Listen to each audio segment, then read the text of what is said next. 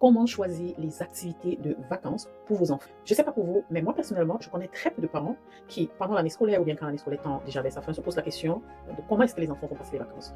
Les vacances commencent, les enfants sont à la maison après un mois, quand le bavardage commence à être à gogo, quand la bouffe d'une semaine fait 2 jours. Généralement, c'est là où les parents commencent à dire. On commence à réfléchir à la grand-mère qui est au village, au tonton qui est en ville, à la tata qui est quelque part à côté là.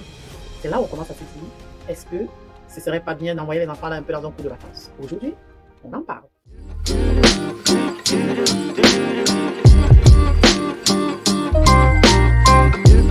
Salut, moi c'est Baki Sandanga, bienvenue au Labo des élèves. Ici, nous accompagnons les enfants, les élèves à atteindre leur plein potentiel. Nous accompagnons les parents, les écoles à mettre sur pied des vraies stratégies éducatives, celles-là même qui permettent aux enfants de grandir avec sens et assurance. Le besoin de l'enfant sera votre guide ultime. Pour un enfant qui a besoin de se dépenser, bien évidemment, un camp sportif sera la bienvenue pour lui. C'est un enfant qui a besoin de créativité. Un camp de créativité sera la bienvenue pour lui. Un enfant qui a besoin de reprendre confiance en lui, bien évidemment, c'est le camp papa, c'est le camp maman qui sera, qui sera le meilleur camp pour lui parce que prendre confiance en soi, c'est un long processus et voilà, vous êtes la personne qui connaissait mieux cet enfant, donc oui, ce sera le camp maman qui sera son meilleur allié. Et pour un enfant qui a besoin tout simplement qu'on lui fait la paix, pour un enfant qui a tout simplement besoin de se reconnecter à lui-même, qui a besoin, et lui, c'est le camp maison qui sera qui sera son meilleur allié. Laissez-le dormir. Donc, vous allez regarder les besoins de vos enfants, vous allez les analyser et en fonction de leurs besoins, vous saurez si vous devez les mettre en institution pendant ces 3 mois ou bien plutôt les laisser à la maison. De nos jours, il y a de plus en plus, c'est une bonne chose plutôt, il y a de plus en plus de camps de vacances, d'offres pendant les vacances, mais comment choisir celui qui tient vraiment la promesse qu'il fait? Alors quand vous allez dans une structure où vous voulez laisser votre enfant pendant 1 mois, pendant 2 mois, dites-vous toujours, c'est une structure qui n'a pas assez de temps pour connaître vos enfants. Donc, il n'y a pas beaucoup de marge d'essai.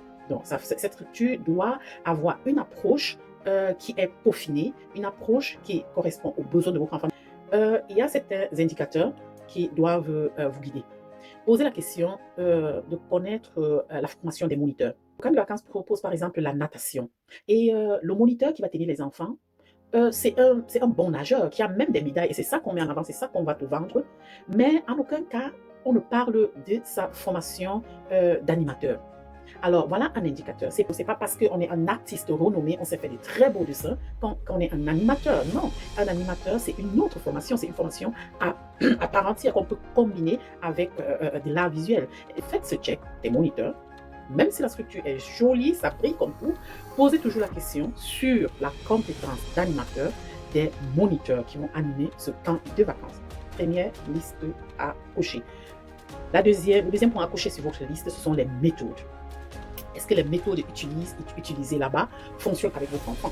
Votre enfant qui est tout timide, mais qui quand même aimerait se faire un peu de muscle, mais qui n'aime pas être en avant, si vous le mettez dans un camp où il y a la performance est primée, où on attend de lui qu'il donne tout maintenant, ça risque de le frustrer. Donc, les méthodes. Et voilà les choses qu'il faut faire attention quand vous confiez vos enfants en institution, surtout pour ces courtes durées.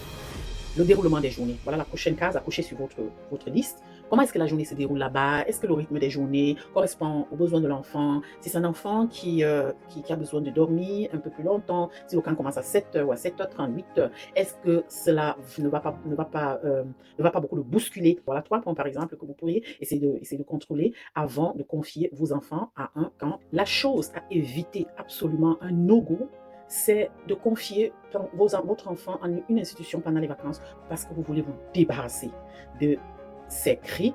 Il mange trop, il me sollicite trop. On ne se débarrasse pas de son enfant quand on est parent.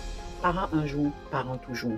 On peut être fatigué, on peut prendre du recul, mais on ne démissionne pas. Alors, si vous prenez l'habitude de confier votre enfant à une institution parce que vous voulez vous en débarrasser, croyez-moi, c'est similaire à s'attacher un boulet au pied que vous allez traîner avec vous presque toute votre vie. Et vous, quels sont les critères des choix des activités de vacances de vos enfants? Dites-le moi en commentaire. Et surtout, abonnez-vous, likez, commentez et permettez ainsi à l'algorithme de montrer cette vidéo à d'autres parents avisés comme vous.